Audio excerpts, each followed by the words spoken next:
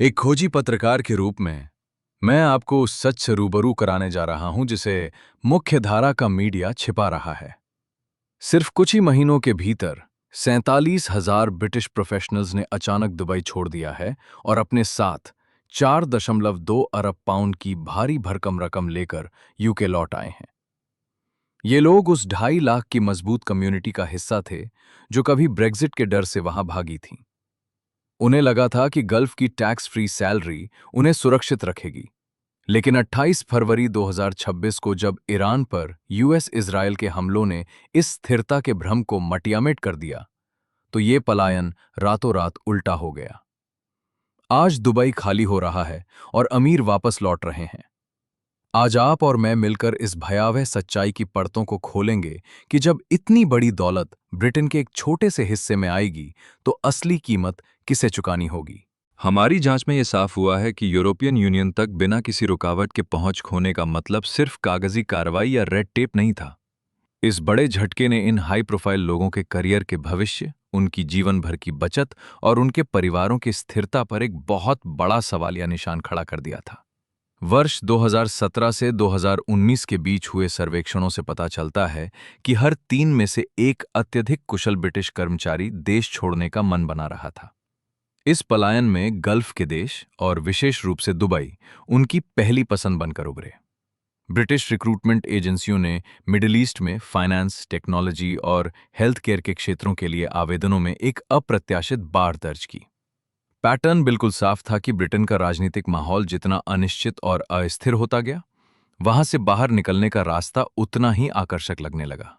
वर्ष 2018 तक United kingdom में काम करने वाली रीलोकेशन एजेंसियों के पास सीनियर अधिकारियों और बड़े उद्यमियों के फोन और ईमेल की बाढ़ आ चुकी थी। हमारी छानबीन से पता चला कि एचएसबीसी और बार्कलेज जैसे दिग्गज बैंकों ने अपनी पूरी टीमों को ही दुबई शिफ्ट करना शुरू कर दिया था। वे वहां के जीरो टैक्स नियमों और आर्थिक स्थिरता के दावों की ओर आकर्षित हो रहे थे। यूनाइटेड अरब एमिरेट्स के लिए ब्रिटिश नागरिकों को जारी किए जाने वाले स्किल्ड वर्कर वीजा की संख्या आसमान छू रही थी, जबकि लिंक्डइन के डेटा से साफ पता चल रहा था कि ब्रिटेन की बेहतरीन प्रतिभाएं तेजी से खाड़ी देशों की ओर रुख कर रही थीं। इन लोगों के लिए गणित बिल्कुल सीधा था। अपने देश में 45% का भारी भरकम टैक्स देने के बजाय दुबई में 0% टैक्स देना और एक ऐसा कारोबारी माहौल मिलना जहां विदेशी एक्सपर्ट्स का बाहें फैलाकर स्वागत किया जाता था। मेरे साथ बने रहिए, क्योंकि जब हम इसके आंकड़ों की गहराई में जाते हैं तो यूनाइटेड किंगडम के भीतर इस पलायन का असर साफ दिखाई देने लगता है। वर्ष 2016 से 2020 के बीच हजारों कामकाजी पेशेवर देश छोड़कर खाड़ी देशों की तरफ चले गए। पीडब्ल्यूसी और नाइट फ्रैंक द्वारा किए गए सर्वेक्षणों से ये सनसनीखेज सच सामने आया कि इस पलायन के पीछे मुख्य कारण ब्रेग्जिट की अनिश्चितता, थमी हुई सैलरी और आर्थिक मंदी का मंडराता हुआ खतरा था। आधिकारिक आंकड़ों से पता चलता है कि 25 से 45 वर्ष के आयु वर्ग के लोगों में लंबी अवधि के लिए विदेश जाने की प्रवृत्ति तेजी से बढ़ी, विशेष रूप से उन क्षेत्रों में जो वैश्विक बाजारों से सीधे जुड़े थे। हर एक व्यक्ति के जाने के साथ ही देश में ये सवाल गूंजने लगा कि आखिर ऐसा क्या होगा जो इस खोई हुई प्रतिभा और बेशुमार पूंजी को वापस ब्रिटिश धरती पर ला पाएगा। ब्रिटिश प्रोफेशनल्स के लिए दुबई का आकर्षण केवल सुनहरी धूप और गगनचुंबी इमारतों तक ही सीमित नहीं था। एक पत्रकार के रूप में जब मैंने इसके आर्थिक पहलुओं को खंगाला, तो पता चला कि यह शहर कुछ ऐसा दे रहा था जो यूके कभी नहीं दे सकता था। पर्सनल इनकम पर जीरो टैक्स, कोई कैपिटल गेन्स टैक्स नहीं, और विदेशी हुनर को लुभाने के लिए खास तौर पर तैयार किया गया बिजनेस फ्रेंडली माहौल। वर्ष 2025 तक के अनुमानों के मुताबिक दुबई में रहने वाले ब्रितानियों की संख्या बढ़कर 2,40,000 हो चुकी थी, जो कि अपने आप में यूके के कई बड़े शहरों से भी बड़ा एक आर्थिक माइक्रो सिटी बन चुका था। इस समुदाय में केवल बैंकर और वकील ही शामिल नहीं थे, बल्कि उद्यमी, डॉक्टर, इंजीनियर और कंसल्टेंट्स भी शामिल थे, जिन्होंने 100% विदेशी स्वामित्व वाले नियमों का पूरा फायदा उठाया। हमारी पड़ताल दिखाती है कि इन लोगों के लिए अपनी गाढ़ी कमाई का एक एक पाउंड बचाना, वहां की तेजी से बढ़ते प्रॉपर्टी मार्केट में निवेश करना और खाड़ी देशों से होकर गुजरने वाले ग्लोबल ट्रेड रूट्स का फायदा उठाना बेहद आसान हो गया था। आंकड़े इस ऐतिहासिक पलायन के विशाल पैमाने की गवाही दे रहे थे। दुबई में ब्रिटिश लोगों द्वारा चलाए जा रहे व्यवसायों की संख्या हजारों में पहुंच चुकी थी और अनुमान था कि वर्ष 2035 तक यह संख्या 15,000 को भी पार कर जाएगी। एचएसबीसी, बार्कलेज और पीडब्ल्यूसी जैसे प्रमुख कॉरपोरेट दिग्गजों ने वहां अपने रीजनल हेडक्वार्टर खोल लिए थे, जिससे वे अपने साथ पूरी टीमों और उनके परिवारों को भी ले आए। शहर के इंटरनेशनल स्कूलों में ब्रिटिश बच्चों से क्लासरूम भर गए, जबकि यूके से प्रशिक्षित डॉक्टरों ने प्रवासी परिवारों की जरूरतों को पूरा करने के लिए प्राइवेट क्लिनिकों की कमान संभाल ली। पलायन से पैदा हुआ ये प्रोफेशनल नेटवर्क खुद ब खुद फलने फूलने लगा था। रिक्रूटमेंट एजेंसियां और रीलोकेशन फर्म में विशेष रूप से लोगों को यूके से दुबई भेजने के काम में लग गईं। अपने चरम पर दुबई में रहने वाले ब्रिटिश लोग लगभग एक शहर के भीतर एक स्वतंत्र शहर की तरह रह रहे थे। वहां के पबों में पारंपरिक संडे रोस्ट परोसा जाता था, स्थानीय फुटबॉल क्लब मैचों के लिए मिलते थे और ब्रिटिश बिजनेस काउंसिल अपने फायदे के लिए ट्रेड शर्तों की पैरवी करती थी। यह आकर्षण केवल पैसों का नहीं था, बल्कि ये सुरक्षा, नए अवसरों और सामाजिक तरक्की का एक जरिया था जो कई लोगों को लगता था कि उनके अपने देश में अब खत्म हो चुका है। लेकिन इस सुनहरे दौर के नीचे एक खौफनाक सवाल भी दबा हुआ था कि अगर इस क्षेत्र की शांति और स्थिरता कभी डगमगा गई तो ये पूरा ताश का महल कितनी तेजी से ढह जाएगा। फिर आया वो भयानक दिन। 28 फरवरी 2026 को खाड़ी देशों की स्थिरता का वो आलीशान भ्रम हमेशा के लिए चकनाचूर हो गया। ईरान पर यूएस और इजरायली हमलों ने पूरे क्षेत्र में दहशत फैला दी। आइए इस भयावह मोड़ को करीब से देखें, जिसने दुबई की ब्रिटिश कम्युनिटी की सालों की सुरक्षा की भावना को चंद घंटों में खत्म कर दिया। कुछ ही घंटों में एयरलाइन बुकिंग सिस्टम पूरी तरह ठप हो गए, क्योंकि लोग लंदन, मैनचेस्टर और एडिनब्रा के लिए वन वे टिकट ढूंढने लगे थे। टिकटों के दाम आसमान छू गए। प्राइवेट जेट चार्टर्स ने महामारी के बाद से अपने सबसे व्यस्त सप्ताह की रिपोर्ट की। आने वाले दिनों में दुबई में काम कर रहे ब्रिटिश बैंकों के पास अचानक से वेल्थ ऑडिट और एसेट ट्रांसफर के आवेदनों का अंबार लग गया, क्योंकि हर कोई अपनी दौलत को इस संभावित जंग की आग से बचाना चाहता था। मार्च के अंत तक नीति निर्माताओं की फाइलों में एक नया शब्द गूंजने लगा, दुबई रिटर्नर। सरकारी आंकड़े बता रहे थे कि महज कुछ ही हफ्तों में 47,000 ब्रिटिश नागरिक इस अमीरात को छोड़कर भाग चुके थे। ये पलायन अभूतपूर्व था। इनमें न केवल नौकरी पेशा और उद्यमी थे, बल्कि वे परिवार भी थे जिनकी जड़ें दुबई में गहरी जम चुकी थीं और अब उन्हें बिना किसी पूर्व चेतावनी के वहां से उखड़ना पड़ा था। सामूहिक रूप से ये लोग अपने साथ लगभग 4.2 अरब पाउंड की भारी भरकम पूंजी वापस यूके लेकर आए, जिसमें प्रति परिवार औसत नेटवर्थ 1.8 मिलियन पाउंड थी। ये उलटपेट ठीक वैसा ही नाटकीय था जैसा कभी ब्रेक्जिट के बाद हुआ था। सालों तक ब्रिटेन ने असहाय होकर अपनी सबसे बेहतरीन प्रतिभाओं और सबसे अमीर करदाताओं को देश छोड़ते देखा था, लेकिन अब वक्त बदल चुका था। हमारी जांच दर्शाती है कि इस अचानक हुए भू राजनीतिक विस्फोट ने इतिहास के रुख को पूरी तरह मोड़ दिया था। चारों तरफ से ब्रिटेन में धन, कौशल और महत्वाकांक्षा का एक केंद्रित और बेकाबू प्रवाह शुरू हो चुका था। ब्रिटेन की अर्थव्यवस्था और उसके सामाजिक ताने बाने पर इसका तत्काल प्रभाव दिखाई देने लगा था। देश के नीति निर्माता और अर्थशास्त्री इस अप्रत्याशित वित्तीय लाभ का हिसाब लगाने में जुट गए, लेकिन इसके साथ ही ये सवाल भी उठने लगा कि आखिर इस पूरे बदलाव से किसे सबसे ज्यादा फायदा होगा, कौन पीछे छूट जाएगा और क्या हमारा देश इस विशालकाय चुनौती के लिए तैयार भी है। यूके ट्रेजरी के लिए दुबई से अमीर ब्रितानियों की इस अचानक वापसी ने एक ऐसी बड़ी आर्थिक लॉटरी लगा दी थी जिसकी उम्मीद शायद किसी ने भी नहीं की थी। इंस्टीट्यूट फॉर फिस्कल स्टडीज की अर्थशास्त्री एलेनोर शॉ भी इस पर हैरान थीं। उन्होंने इन आंकड़ों को बदहाल हो चुके सार्वजनिक वित्त के दौर में एक बेहद अप्रत्याशित और बड़ा सहारा बताया है। हमारे हाथ लगे एचएमआरसी के शुरुआती अनुमानों के अनुसार केवल पिछले टैक्स वर्ष में ही वापस लौटने वाले इन लोगों से मिलने वाले इनकम टैक्स में 1.4 अरब पाउंड की भारी बढ़ोतरी दर्ज की गई है। इसके अलावा नेशनल इंश्योरेंस योगदान ने भी इसमें 420 मिलियन पाउंड जोड़े हैं, जिससे कुल प्रत्यक्ष राजस्व प्रभाव 2.1 अरब पाउंड तक पहुंच गया है। इन चौंकाने वाले आंकड़ों में capital gains tax, inheritance tax या वैट से मिलने वाले पैसे शामिल नहीं है, बल्कि ये केवल उन नए या सक्रिय हुए करदाताओं का सीधा प्रभाव है जो खाड़ी देशों में जीरो टैक्स की ऐश कर रहे थे।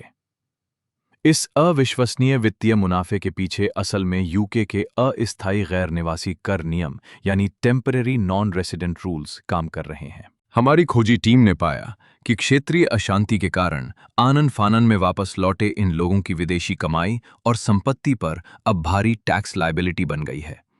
टैक्स एक्सपर्ट्स और अकाउंटेंट्स का कहना है कि 5 साल की नॉन रेसिडेंसी विंडो के पचड़े से बचने के लिए लोगों में फाइलिंग करने की होड़ मची है और कई लोग तो अपनी विदेशी संपत्तियों पर लाखों पाउंड के टैक्स बिल का सामना कर रहे हैं।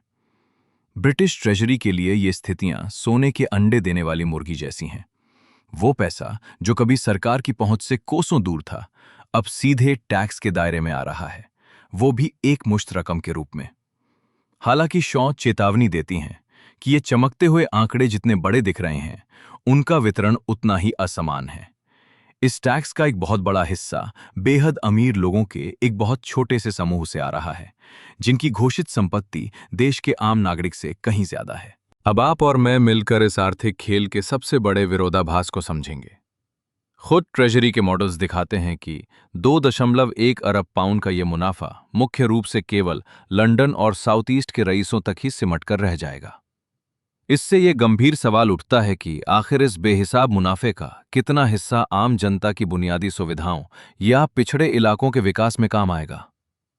अब जब सबका ध्यान प्रॉपर्टी मार्केट और स्थानीय अर्थव्यवस्था पर जा रहा है, तो असली चुनौती इस थोड़े समय के आर्थिक उछाल को एक स्थायी लोक कल्याण में बदलने की होगी।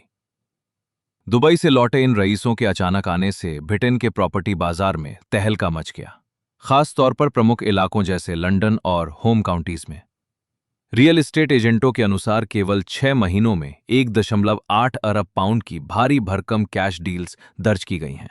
इन खरीदे गए घरों की औसत कीमत लगभग 3.2 मिलियन पाउंड थी, जो देश की राजधानी लंदन में बिकने वाले आम घरों की सामान्य कीमत से कहीं ज्यादा थी।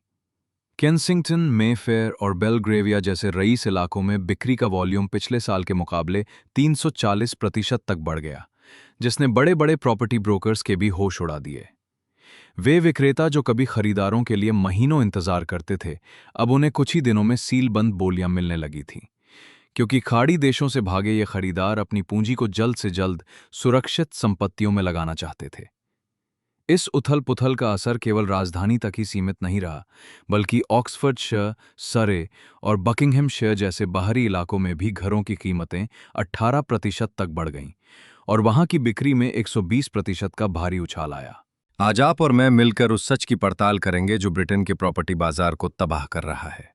यूके लौटने वाले इन नए खरीदारों के पास कोई मॉर्गेज हिस्ट्री नहीं थी। वे केवल विदेशों में कमाई गई अंधाधुंध नकदी के भरोसे बाजार में उतरे थे। स्थानीय परिवारों और पहली बार घर खरीदने वालों के लिए यह मुकाबला सीधे तौर पर एक तरफा था। नकदी से भरे इन अमीरों ने अपने प्रतिद्वंदियों को पछाड़ने के लिए कई लाख पाउंड की ऊंची बोलियां लगाईं, जिससे घरों की कीमतें आसमान छूने लगीं। अनुभवी संपत्ति सलाहकार जेम्स विटफिल ने तो इसे साल 2008 के वित्तीय संकट के बाद का सबसे बड़ा बिगाड़ करार दिया है।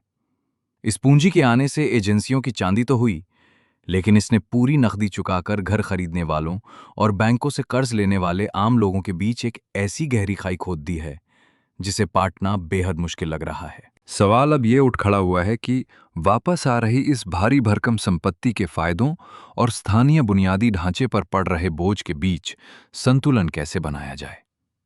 इस प्रॉपर्टी बूम ने बाजार में एक नई हलचल तो पैदा की, लेकिन इसके साथ ही एक गहरा और डरावना सवाल भी खड़ा कर दिया कि इस खेल में आखिर फायदा किसका हो रहा है और कौन पीछे छूट रहा है। ब्रिटेन के सामाजिक ढांचे पर यह दबाव रातों रात आ गया। लंदन और उसके आसपास के निजी स्कूल जो पहले से ही अपनी पूरी क्षमता से चल रहे थे, वहां महज 1 साल के भीतर विदेश से लौटे परिवारों के 8,400 नए बच्चों ने दाखिला ले लिया।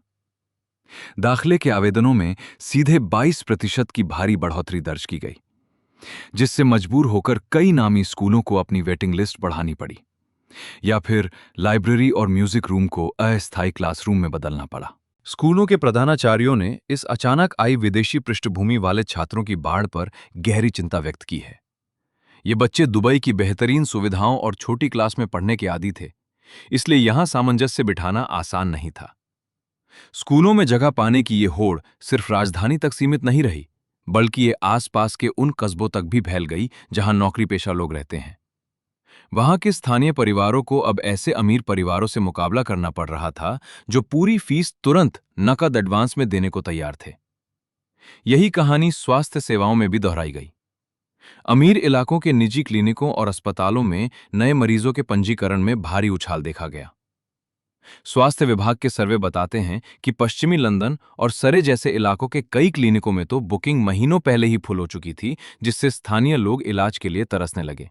इस बदलते हालात की एक हकीकत उस परिवार की कहानी से समझी जा सकती है जिसमें एक डॉक्टर, उनकी पत्नी और 2 बच्चे शामिल हैं। बरसों तक दुबई के शानदार और तुरंत मिलने वाले प्राइवेट इलाज का आनंद लेने के बाद जब वे ब्रिटेन लौटे तो उन्हें सामान्य जांच और डॉक्टरों से मिलने के लिए हफ्तों का इंतजार करना पड़ा।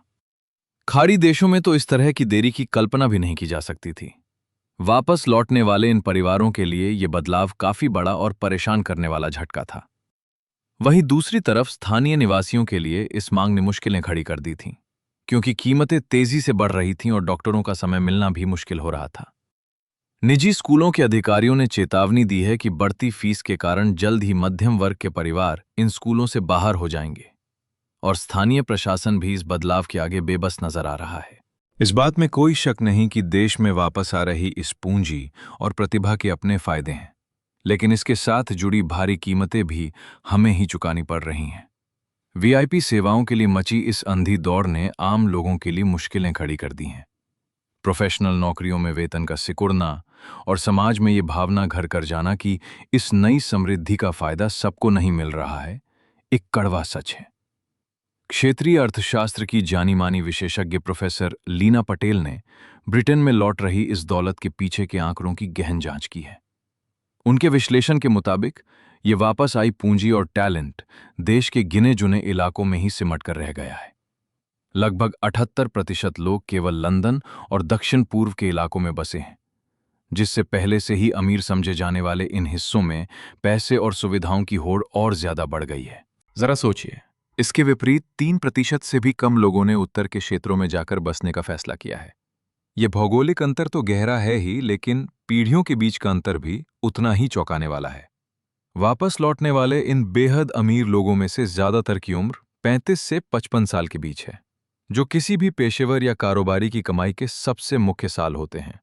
30 साल से कम उम्र के युवाओं की संख्या इस सूची में बहुत कम है, जो साफ तौर पर दिखाता है कि पीढ़ियों के बीच संपत्ति का बंटवारा कितना असमान है। ये असंतुलन समाज में पहले से मौजूद दरारों को और चौड़ा कर रहा है। लंदन का जो प्रॉपर्टी मार्ग किट आम लोगों की पहुंच से पहले ही दूर था, उसने इस नई नकदी का सबसे बड़ा हिस्सा हड़प लिया है, जिससे आम खरीदारों के सिर से छत छीनने का खतरा और बढ़ गया है। एक तरफ दक्षिण पूर्व के प्राइवेट स्कूल और क्लिनिक रिकॉर्ड तोड़ मांग से जूझ रहे हैं, तो दूसरी तरफ उत्तरी शहरों में कोई बड़ा बदलाव नहीं देखा गया। प्रोफेसर पटेल चेतावनी देती हैं कि बिना सरकारी दखल के ये अमीरी क्षेत्रीय असंतुलन को और गहरा कर देगी। हालांकि पूरे देश को नए टैक्सेस से फायदा हो सकता है, लेकिन आंकड़े बताते हैं कि समृद्धि केवल कुछ ही जगहों पर सिमट कर रह जाएगी। ब्रिटेन में अमीरी की ये खाई न केवल बनी हुई है, बल्कि दुबई से लौटने वाले अमीरों के कारण अब ये और तेजी से बढ़ रही है। साल 2026 में दुबई से लौटे बड़े टेक उद्यमी डॉक्टर अदील खान इस बहस में एक मुख्य आवाज बनकर उभरे हैं कि देश को इस बेहिसाब दौलत और प्रतिभा से कैसे निपटना चाहिए। उनका मानना है कि यदि हमारे नीति निर्माता अभी कड़े और साहसी कदम उठाएं, तो देश के पास इस अचानक आई दौलत को एक स्थायी बदलाव में बदलने का एक दुर्लभ मौका है। इस संबंध में 4 मुख्य सुझाव सामने आए हैं, जिनका मकसद वापस आ रहे लगभग 6 से 8 अरब पाउंड की इस विशाल संपत्ति और हर साल मिलने वाले करीब 3 अरब पाउंड के नए टैक्स को सही दिशा देना है। इनमें पहला उपाय है टियर आधारित निवेश क्रेडिट, जो कनाडा और सिंगापुर की सफल योजनाओं की तरह काम करेगा।